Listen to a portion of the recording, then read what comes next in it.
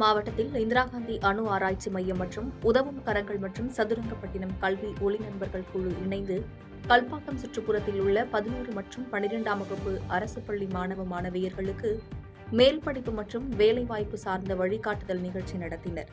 இதில் சிறப்பு அழைப்பாளர்களாக இந்திரா காந்தி அணு ஆராய்ச்சி மைய இயக்குநர் மற்றும் டாப்பர்ஸ் எஜுகேஷன் அகாடமி நிறுவனரும் பேச்சாளருமான கோபாலகிருஷ்ணன் ஆகியோர் பங்கேற்றனர். இதில் அரசு பள்ளி மாணவ மாணவியர்களுக்கு 12ஆம் வகுப்பு முடித்த பின் அடுத்து படிக்க வேண்டிய பாடப்பிரிவுகள் குறித்தும், அணுசக்தி துறையில் உள்ள வேலை வாய்ப்புகள், கல்லூரியை தேர்வு செய்வது எப்படி, எந்தெந்த துறைகளில் எந்தெந்த வேலை வாய்ப்புகள் உள்ளது ஆகியவை பற்றி மாணவ மாணவியர்களுக்கு புரியும் வகையில் விளக்கமாக எடுத்துக் கூறப்பட்டது. இந்த நிகழ்ச்சியில் அரசு பள்ளி மாணவ மாணவியர், ஆசிரியர்கள் என 300க்கும் மேற்பட்டோர் கலந்து கொண்டனர்.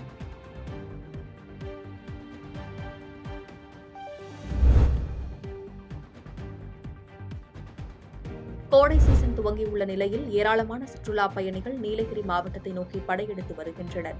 இந்த நிலையில் துணை நடிகர் விஜய் விஸ்வா தனது குடும்பத்தினர் மற்றும் நண்பர்கள் குடும்பத்தினருடன் ஊட்டிக்கு சுற்றுலா வந்துள்ளார். இவர்கள் குன்னூரில் தனியார் ஹோட்டலில் ஃப்ரைட் ரைஸ் உணவு அருந்தியுள்ளனர். அப்போது அதனுடன் தக்காளி சாஸ் கொடுக்கப்பட்டுள்ளது. உணவு அருந்திக் கொண்டிருந்த போது ஒருவருக்கு சாஸில் துர்நாற்றம் வீசுவது போல் உணர்ந்து சாஸ் இருந்த குடுவையை திறந்து பார்த்துள்ளார். அதில் புழு இருந்ததைக் கண்டு அதிர்ச்சியடைந்தவர்கள் ஹோட்டல் நிர்வாகத்திடம் தெரிவித்துள்ளனர். அப்போது ஹோட்டல் நிர்வாகத்தினர் உரிய பதில் அளிக்காததால் ஆத்திரமடைந்தவர்கள் உணவு பாதுகாப்பு துறைக்கு அழைப்பு விடுத்தபோது யாரும் எடுக்காத நிலையில் 108 ஆம்புலன்ஸ்க்கும் போலீஸ்க்கும் தகவல் கொடுத்தனர். தொடர்ந்து ஹோட்டல் நிர்வாகத்தினர் அங்கு வந்து அவர்களிடம் மன்னிப்பு கேட்ட பின் அவர்கள் கலைந்து சென்றனர். இதுகுறித்து துணை நடிகர் விஜய் விஸ்வா கூறுகையில், இந்த உயர்தர ஹோட்டலில் குழந்தைகள் முதல் பெரியவர்கள் வரை அனைவரும் வந்து செல்கின்றனர். இதுபோன்று நடக்காமல் இருக்க சாஸ் பாக்கெட்டுகளை சோதித்த பின்பு உட்கொள்ள வேண்டும் என்றார்.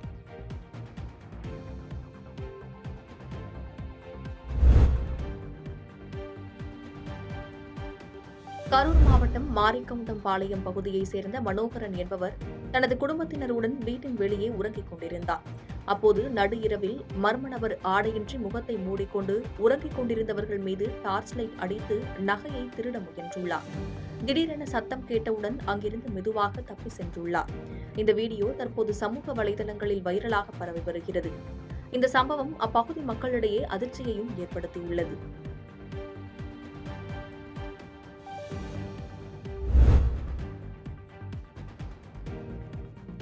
மதுரை மாவட்டம் ஒத்தக்கடை ஐயப்பன் நகர் பகுதியில் கடந்த 22ஆம் தேதி இரவு சாலையில் சென்றவர்களை அவ்வழியாக சென்ற 5க்கும் மேற்பட்ட இளைஞர்கள் மதுபோதையில் தாக்கியுள்ளனர்.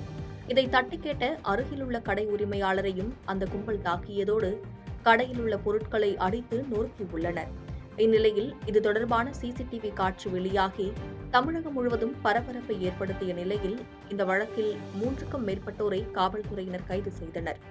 இந்த நிலையில் பல்வேறு கட்சி சார்பில் போதை நடமாட்டத்துடன் திரியும் இளைஞர்களை கட்டுப்படுத்த காவல்துறையினர் ரோந்து பணிகளில் ஈடுபட வேண்டும் எனவும், இந்த சம்பவத்தில் ஈடுபட்ட உண்மை குற்றவாளிகள் அனைவரையும் கைது செய்யப்பட வேண்டும் எனவும் கோரிக்கைகளை வலியுறுத்தி ஒருநாள் கடையடைப்பு போராட்டத்தில் ஈடுபட்டனர். கடந்த 2 தினங்களுக்கு முன்னர் இந்த கோரிக்கை சம்பந்தமாக மாவட்ட ஆட்சியரிடம் மனு அளித்துள்ளனர் என்பது குறிப்பிடத்தக்கது.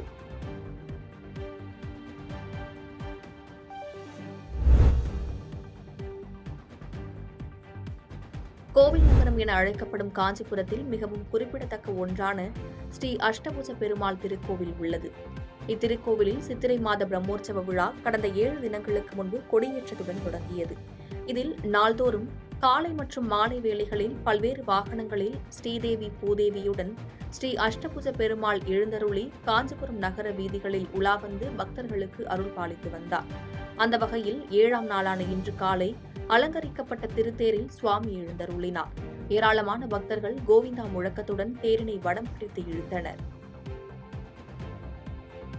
பாதகம் செய்பவரை கண்டால் நாம் பயங்கொள்ளலாகாது பாப்பா, மோதி மிதித்து விடு பாப்பா, அவர் முகத்தில் உமிழ்ந்து விடு பாப்பா. அண்மை செய்திகளை உடனுக்குடன் தெரிந்து கொள்ள இணைந்திருங்கள் இயம்நாடு தொலைக்காட்சியுடன்.